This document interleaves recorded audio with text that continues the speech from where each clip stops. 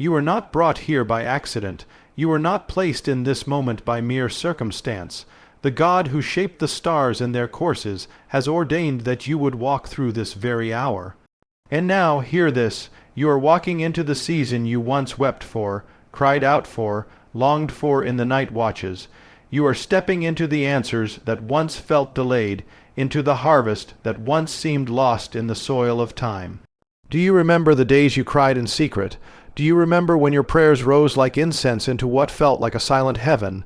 And yet, even then, the Almighty heard. He stored every tear, numbered every sigh, and recorded your prayers in the eternal scroll. They were not forgotten, they were not denied, they were planted, and now they are bearing fruit. There is a mystery in the ways of God.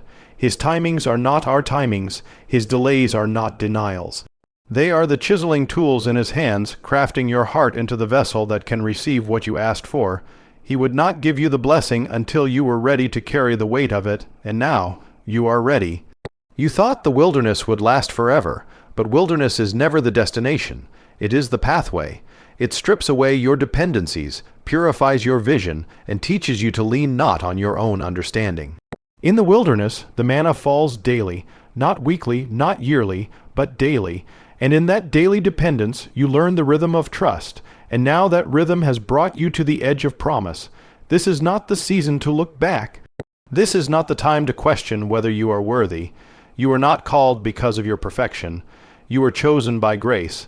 The enemy tried to convince you that the delays meant defeat, but heaven was only preparing the ground, readying the rain, aligning the hour. And now the hour has struck, the doors are opening, the shift has begun, and you, yes you, are stepping into what was long prophesied in the silence. The walls that once blocked you have begun to tremble.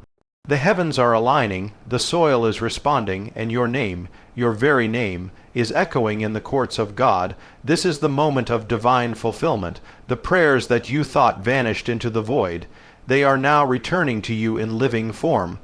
There was a Joseph in the prison, forgotten, ignored, silenced, but at the appointed time the chains fell and the doors opened. Not gradually, but suddenly. There is a suddenly coming to your life, a moment when what seemed motionless bursts into movement. What was sealed is now unsealed. What was hidden is now revealed. The enemy tried to distract you, delay you, derail you, but he failed, because while he was plotting destruction, heaven was orchestrating destiny. And now that destiny is calling your name, the winds are shifting, the season is changing, and you are not standing on ordinary ground. You are standing on the edge of answered prayer, but do not walk casually. Do not approach this season as you approach the last. This is holy ground. This is sacred time. You must walk in obedience. You must move in holiness. You must align your steps with the one who brought you through fire and flood to bring you here. Because this is not just about your blessing. This is about His glory. You prayed for breakthrough, and now the wall is cracking. You prayed for direction, and now the cloud is moving. You prayed for healing, and now the bomb is being poured. You prayed for purpose, and now you are walking in the very field of that purpose. Do not look with natural eyes. This is not a common time. This is not an ordinary day. This is the time when God shifts the seasons, not by the hands of men, but by the word of His mouth. And He has spoken over you. So rise, step forward, lift your eyes, cast off the garments of mourning. The winter is past, the rain has ceased, the time of singing has come. You are no longer wandering. You are arriving. You are no longer sowing in tears. You are reaping in joy. You are no longer surviving. You are stepping into destiny. God's delays are not denials. They are divine preparations for destiny. In the economy of heaven, time is not measured as man measures it.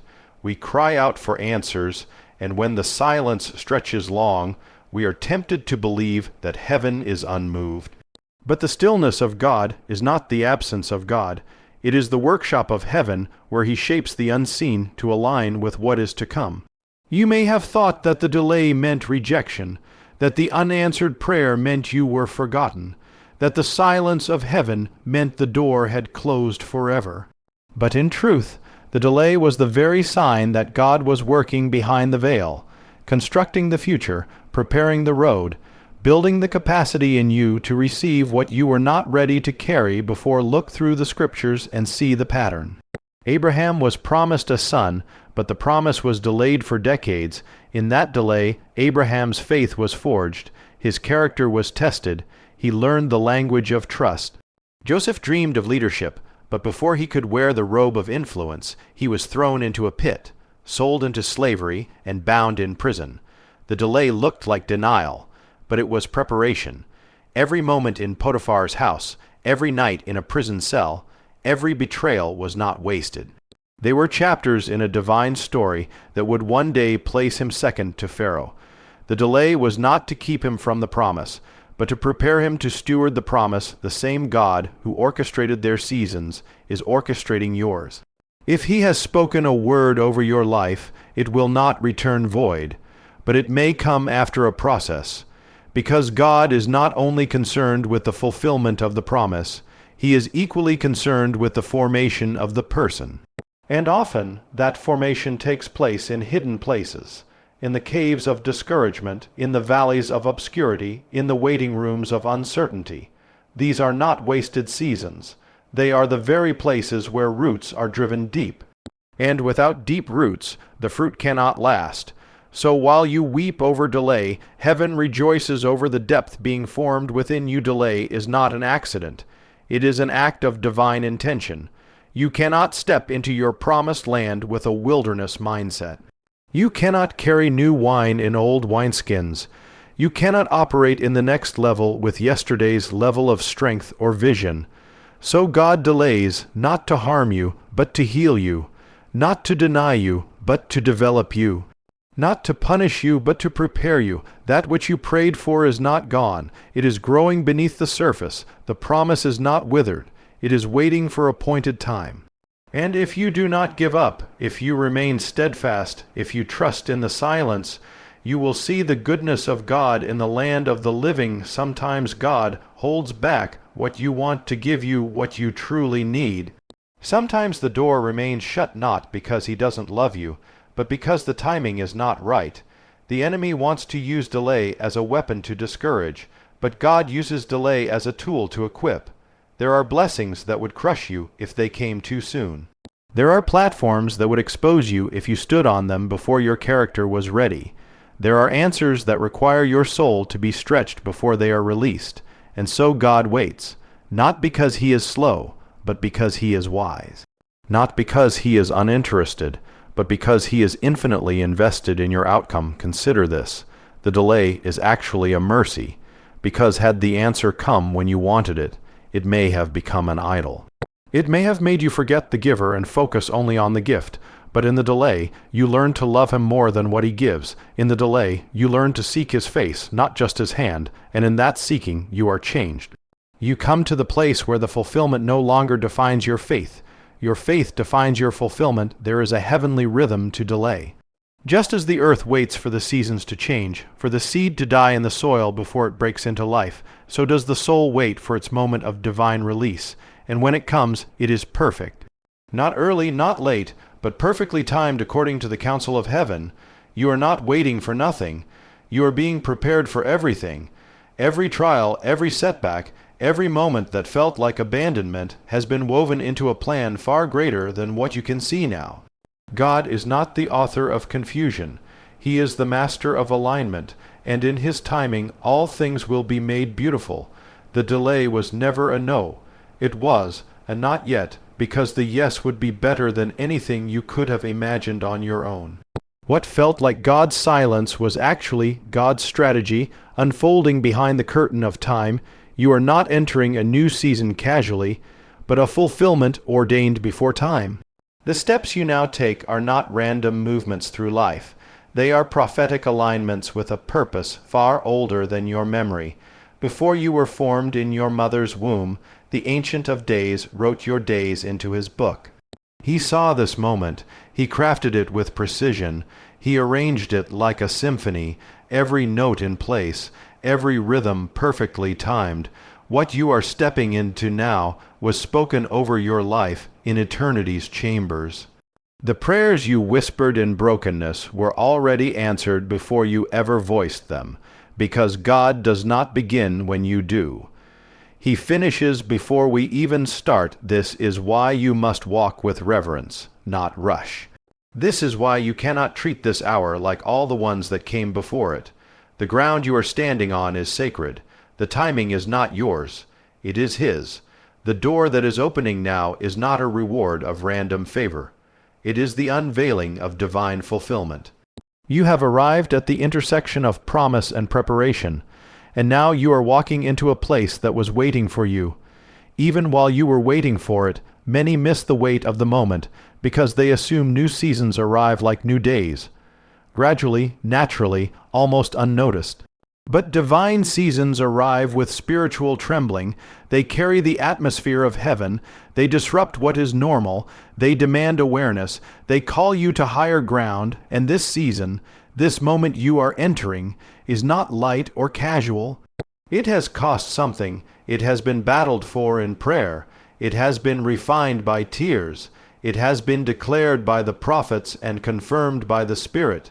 You are not walking into convenience.